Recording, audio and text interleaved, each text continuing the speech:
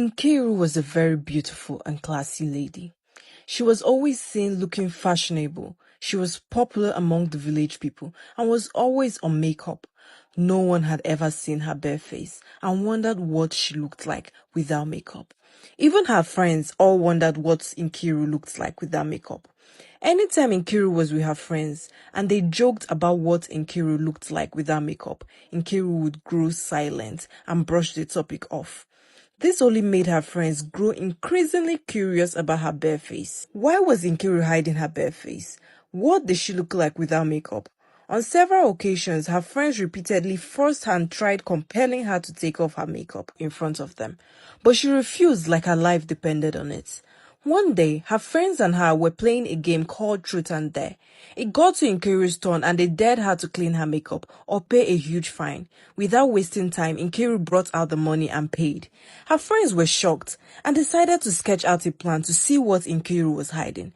They told Nkiru that they were planning a huge girls' sleepover with lots of food and drinks at one of their friends' house and told Nkiru that she was invited.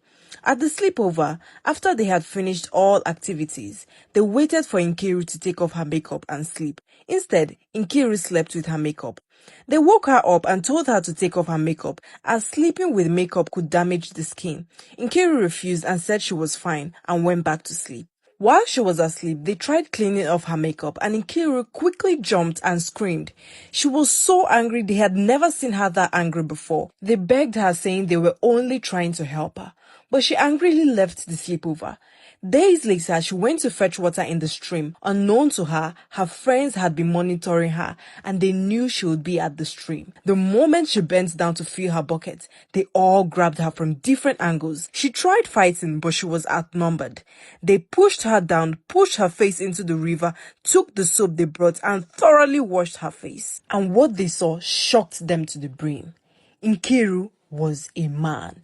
He had covered up all that with makeup. His face was very much like a man's face, with male features. They watched as Nkiru began wailing and crying, seeing as his secret was discovered.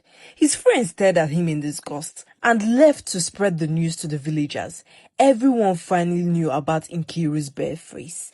Anywhere he stroke she passed, they always whispered and spat at him. Nkiru couldn't stand the shame and left the village to a neighboring village where no one knew he stroke her story, or so she thought.